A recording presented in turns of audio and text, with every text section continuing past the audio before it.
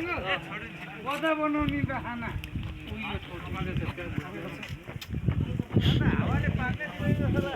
हावाले पाक्दैन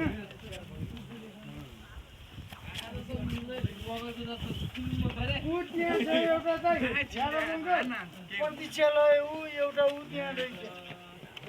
गाडी आएन नि त्यो गाडी आयो भने चाहिँ हामी हामी यहीँ बनाउँ कि यहीँ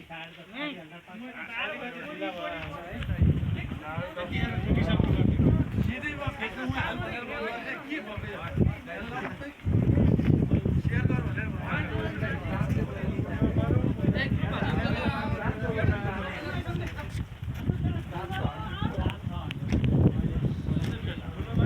नेपालको स्वर्ग हो यो